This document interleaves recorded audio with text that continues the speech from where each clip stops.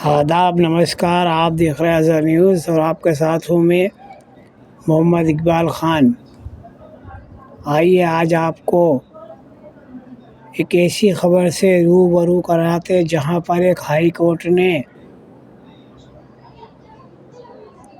SP और collector को उनका मुकाम दिखा दिया और अनभक्तों की उम्मीदों पर पानी फेर दिया।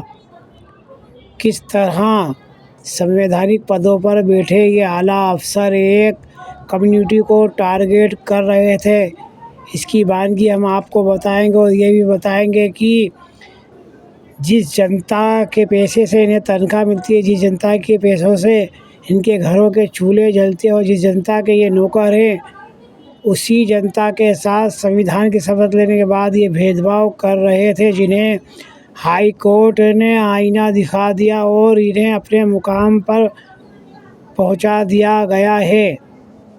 यहाँ हम आपको बता दें कि 2014 के बाद से लगातार मस्जिदों को लेकर, नमाज़ों को लेकर, सड़कों पर नमाज़ पढ़ने को लेकर काफ़ी प्रतिबंध लगाए जा रहे हैं और मुसलमानों को 10 मिनट की नमाज़ पढ़ने के लिए मना किया जा रहा है, उन पर पाबंदियाँ लगाई जा रही हैं, उनके साथ जुल्म ज़्यादती की जा रही है। हाल ही के अंदर 23 जनवरी को बसंत पंचमी के दिन मध्य प्रदेश की धार के भोजशाला में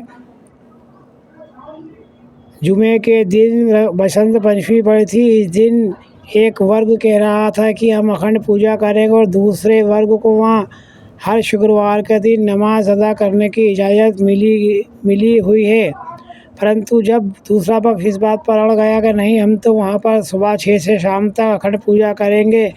ये मामला जब सुप्रीम कोर्ट पहुँचा तो सुप्रीम कोर्ट ने ये आदेश दिया कि सुबह से शाम तक वहाँ पर अखंड पूजा होगी, लेकिन 1 बजे से 3 बजे तक नमाज भी जुमे की वहाँ पर अदा की जाएगी। परंतु वहाँ के प्रशासन ने अपनी मनमानी दिखाते हुए और एक वर्ग विशेष को टारगेट करते हुए सिर्फ कुछ ही वक्त के लिए नमाज की इजाज़त दी थी और एक दिखावे के तौर पर यह कहे कि औपचारिकता पूरी करने के लिए 17 मुसलमानों को, जो कि वहाँ के मुसलमान इल्ज़ाम लगा रहे थे कि डमी मुसलमान थे, 17 मुसलमानों से नमाज अदा करवाई गई थी, जबकि सुप्रीम कोर्ट ने वहाँ 2 घंटे नमाज के लिए दिए थे, परंतु प्रशासन ने दबाव के चलते वहाँ सिर्फ 17 मुसलमानों से ही नमाज अदा करवाई थी। यहाँ आपको एक जानकारी और दे दें कि जब लोकसभा के अंदर योगी आदित्यनाथ सांसद थे, वहाँ के पार्लियामेंट में मेंबर थे, तब उन्होंने एक बयान दिया था जो आज भी लोकसभा के रिकॉर्ड में दर्ज है कि प्रशासन शासन की मंशा अनुसार ही काम करता है। उनकी ये बात और ये बयान बिल्कुल सच साबित हो रहा है। इसकी एक वानगी अभी हम आपको बताएंगे और इसकी एक वानगी ये थी कि धार की भोजशाला में प्रशासन की मंशा अनुसार ही वहाँ पर नमाज अदा की गई और दिन भर वहाँ पर अखंड पूजा करवाई गई। इसी तरह की एक खबर जो कि उत्तर प्रदेश से आ रही, हम आपको इससे भी रूबरू कराते हैं। उत्तर प्रदेश के संभल के अंदर पिछले कुछ दिनों से लगातार प्रशासन की मनमानी जारी है और प्रशासन वहाँ पर शासन की मंशा अनुसार काम कर रहा है और एक धर्म को, एक वर्ग को लगातार टारगेट किया जा रहा है और कुछ वक्त की नमाज पढ़ने से उन्हें मना किया जा रहा है और इस पर पाबंदियां भी लगाई जा रही हैं, जिन्हें कल इलाहाबाद हाई कोर्ट ने यह कहते हुए सख्ती दिखाई कि व्यवस्था नहीं संभल रही है तो एसपी कलेक्टर अपने पद से इस्तीफ़ा दे दें, क्योंकि उनका काम है व्यवस्था करना, किसी को अपने धर्म का पालन करने से रोकना नहीं। संविधान ने हर धर्म को अपने हिसाब से पालन करने का अधिकार दिया है, फिर एसपी कलेक्टर कौन होते हैं इस तरह रोक लगाने वाले। आइए क्या कुछ हुआ है कल इलाहाबाद हाई कोर्ट में, हम आपको इससे रूबरू कराते हैं।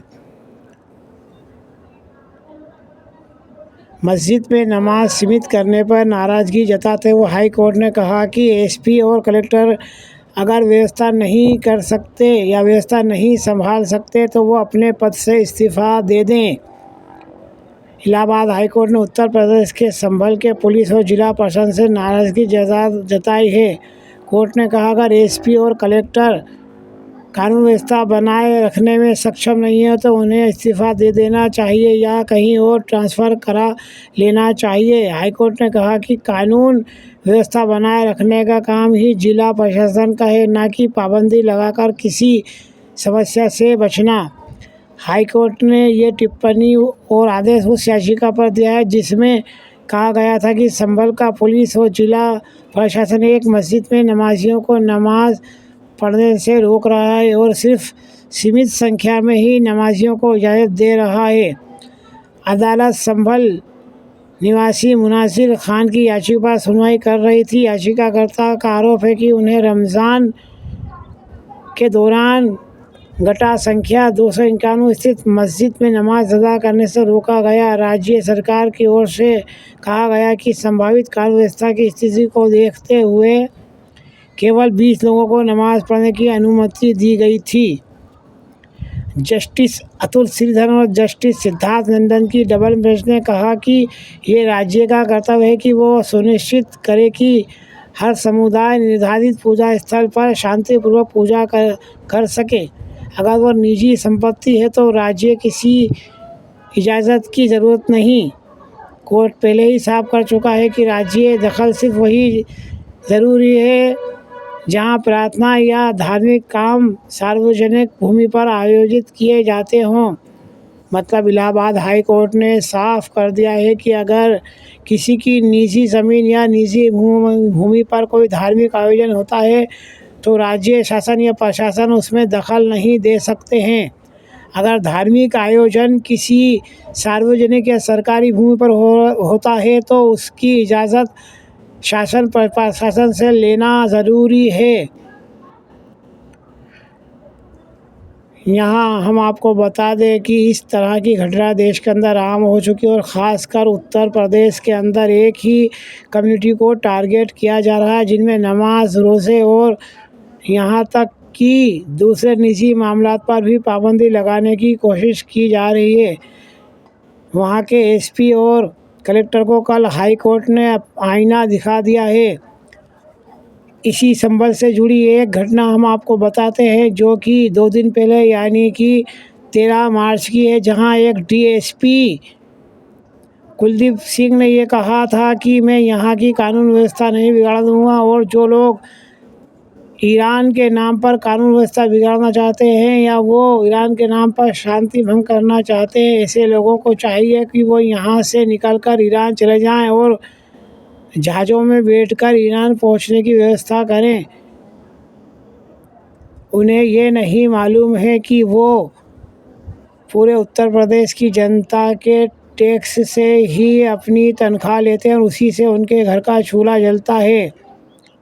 संविधान की शपथ लेते समय जब उन्होंने नौकरी करी होगी और संविधान की शपथ ली होगी, उस टाइम उनकी शपथ में ये बात नहीं थी कि वो एक वर्ग विशेष को टारगेट करेंगे और उनको देश छोड़कर जाने के लिए कहेंगे।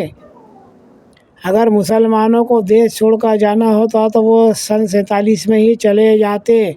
मुसलमान किसी भी तरह से ईरान का सपोर्ट नहीं कर रहे हैं। वो तो अमेरिका और इजराइल के द्वारा जो बर्बरता की जा रही है, जो बेगुनाह रोज़गारों की हत्याएं की जा रही हैं, उन्हें मारा जा रहा, उसके ख़िलाफ़ हैं।